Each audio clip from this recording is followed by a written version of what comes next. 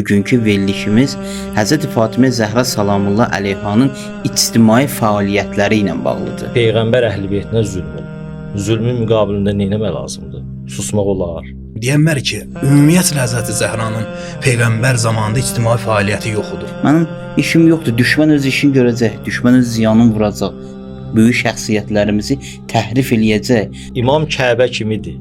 İnsanlar ona tərəf getməlidir. İnsanlar onu müdafiə eləməlidir. Həzrəti Zəhra salamullah əleyha öz həyat yoldaşını yox, ilahi rəhbəri müdafiə etmək üçün yəni qiyam elədi, qalxdı və ön plana keçdi. Arxa cəbhə ön cəbhədən daha çox əhəmiyyətlidir. Daha çox təsir qurur. Daha çox təsirlidir. Bu günləri bəlməzsən şiyə zülm olunur. İqtisadi cəhətdən çətinliyə salır. Baxışları maddi baxışlar əsasında. Olduğu üçün belədir. Onlar məsələn ağlamağa zəiflik bilirlər. Və bununla xanım Zəhra bu gün üçün də mesajı var. Xanımın bu ictimai fəaliyyətlərindən biz özümüz üçün nümunə götürsək, bizim də imamımız var.